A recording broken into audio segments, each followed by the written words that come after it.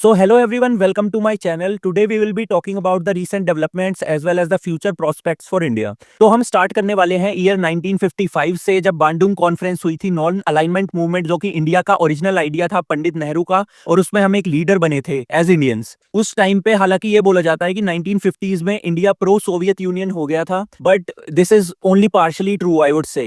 तो जैसा कि आप स्क्रीन पे देख सकते हैं, एक रेड लाइन है, ऊपर वाले एरिया को बोला जाता है ग्लोबल नॉर्थ, जो कि काफी एक रिच कंट्रीज का ग्रुप है जहां पे इंडिविजुअल इनकम काफी ज्यादा हाई है। बट नीचे आप देख सकते हैं ऐसी कंट्रीज का ग्रुप जो पहले पुअर हुआ करती थी but they are rising up slowly. Global south एक टर्म है, it is not exactly like a map or something, but ये एक टर्म है।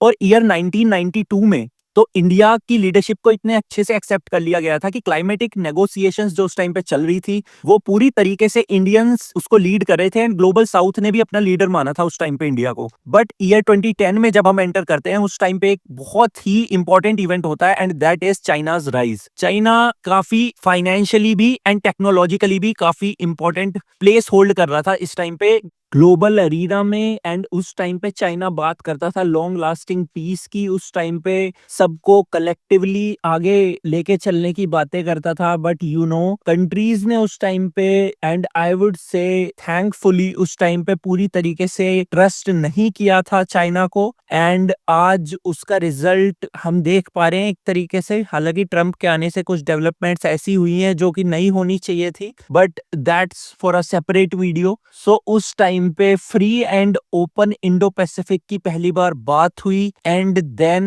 There was a historical agreement between US, India, Japan and Australia. And उस time पे Quad group form होता है, जो कि एक इंडिपेंडेंट एंड मिलिट्री एंगल के साथ फॉर्म हुआ था। मिलिट्री एक्सरसाइजेस होती थी regularly in the Indian ocean for a free and open Indo Pacific. And ये भी टर्मिनोलॉजी मैं आपको बता देता हूँ कि इंडो पैसिफिक जो वर्ड है वो स्पेसिफिकली यूएस एंड शिंजो एबे, जो कि जापान के पीएम थे, उनकी ये सोच थी। बट आई वुड से कि यूएस ने इसको कैरी फॉरवर्ड किया। जहां तक कि मैं रशिया की भी बात करता हूँ या फिर चाइना की भी बात करता हूँ, वो काफी हद तक आज भी एशिया पैसिफिक की बात करते हैं। सो टर्मिनोलॉजी में डिफर। उसके बाद आते हैं हमारे प्रेसिडेंट जो बाइडन, आई मीन यूएस के प्रेसिडेंट जो बाइडन। तो वो स्टार्ट करते हैं उस टाइम पे एक नया एरा, जिसपे कि मिलिट्री एंगल को निकाल दिया जाता है क्वाड ग्रुपिंग से, बट उसमें क्रिटिकल मिनरल सप्लाई चेन्स और स्पेस टेक को ऐड कर दिया जाता है। And this would obviously make China nervous, क्योंकि सबसे बड़ा जो डिलेमा है चाइना का, that is the Malacca dilemma. In the Malacca strait से ऑलमोस्ट 85% एक्सपोर्ट्स आज भी चाइना के पास होते हैं। And if someone could choke that, I think that would be a big issue for China. Literally उसको सरवाइव करना मुश्किल हो जाएगा, because it is a export based economy. तो उसके बाद में हम सभी जानते हैं कि क्या हुआ। Space angle, pentagon, security angle, सारे एंगल्स इस टाइम पे ऐड हुए थे। बट फिर आ जाते हैं हमारे भाई साहब डोनाल्ड ट्रंप, और वो कुछ ऐसे डिसीजंस लेते हैं जो कि उनकी फर्स्ट टर्म से आई डोंट थिंक कि बिल्कुल भी मैच करते हैं। वो उस टाइम पे डिसाइड करते हैं कि कंटेनमेंट ऑफ चाइना, जो कि नेशनल सिक्योरिटी स्ट्रेटेजी थी यूएस की, कि इसको हमें एकदम से अलग रखते हैं, एंड इंडिया को वो देखते हैं as a swing state. India को इससे पहले काफी ज्यादा रखा जाता था कि it will help in the containment of China, passing the buck एक तरीके से। ये भी मैं आपको सेपरेट वीडियो में बताऊंगा, बट ओनस रखा जाता था इंडिया पे to ensure security inside the Indian ocean. But यहाँ पे एक नई थ्योरी निकल के आ रही थी बाय यूएस एडमिनिस्ट्रेशन कि हम अब इंडिया को एज अ स्विंग स्टेट देखेंगे, and we are not ready to share power. तो चाइना के साथ एक टेबल पे उनकी डील होती है कि we will contain India, because हम, वो एक G2 का कॉन्सेप्ट था जो कि बराक ओबामा भी अपने टाइम में लेके आए थे, कि एक G2 होगा and they will share power and rest of the world will follow. जहां तक इंडिया की मैं बात करूं, इंडिया बात करता है मल्टीलेटरल ग्रुपिंग की, इंडिया बात करता है कलेक्टिव एफर्ट्स की। बट आई वुड से कि वो अभी यूएस के इंटरेस्ट को या फिर चाइना के इंटरेस्ट को सूट नहीं करता, because they have already financially reason, they have a big economy, they have a big military. ऐसा नहीं है कि we don't have a military, but obviously not up to that level. चाहे हम सबमरीन्स की बात करें, नेवल पावर की बात करें, या फिर यूएस की एयर डोमिनेंस की बात करें, it is a blue water navy, तो we are not up to that level.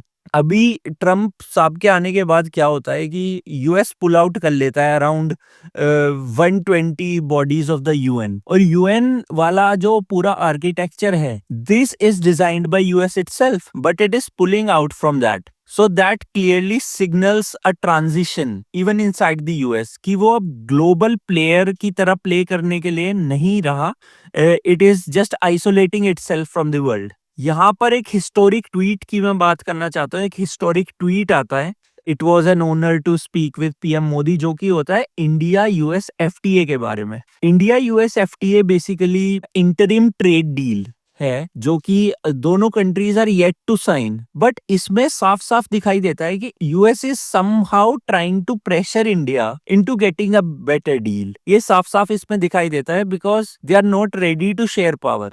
अब बात करते हैं हम वे फॉरवर्ड एक तरीके से, कि इंडिया को ऐसे एटमॉस्फेयर में जो कि बहुत ज्यादा अनस्टेबल हो गया है, अनसर्टेन हो गया है, कैसे मूव करना चाहिए फर्दर। हमारी एडवांटेजेस क्या है? We have a young population, UAE में होता है या फिर सऊदी अरेबिया में होता है। हमारी पॉपुलेशन बेसिकली स्टार्टअप या फिर अगर स्किल लेवल की बात करें तो उस तरीके से बहुत ही बेटर परफॉर्म करती है इवन आउटसाइड। आप देख सकते हैं इंडियन सीईओज की अगर हम बात करें, वो बहुत ही बेटर परफॉर्म करते हैं। एक चाइनीज प्रोवर्ब है कि bide your time and hide your capabilities. I think we can take out a leaf from China's rise BRICS cooperation. हम आपस में उनके साथ कोऑपरेट कर सकते हैं। इसके अलावा हम कर सकते हैं India space exploration, defence partnership, जैसे कि हम ब्रह्मोस के साथ कर रहे हैं।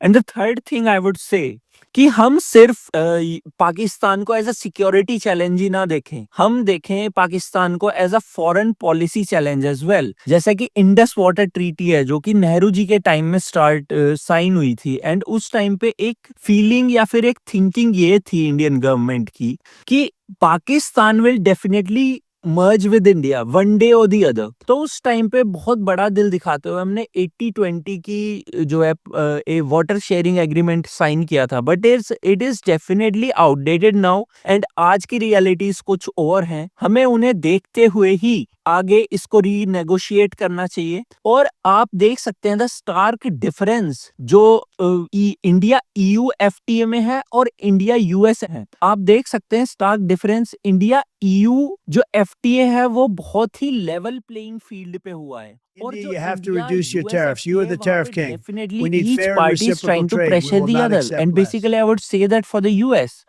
सो आई थिंक हमें डाइवर्सिफाई करना चाहिए अपने exports to the United States, and I would say definitely हमें इंडिया में ही ऐसे कंडीशंस क्रिएट करने चाहिए कि हमारा जो स्किल सेट है, हमारा जो ब्रेन ड्रेन एक तरीके से हो रहा है, हमारा जो यूथ है, जो हाईली स्किल्ड वर्कर्स हैं हमारे, वो इंडिया में ही एम्प्लॉयमेंट प्रेफर करें। हमें ऐसा एनवायरनमेंट क्रिएट करने की अभी जरूरत है।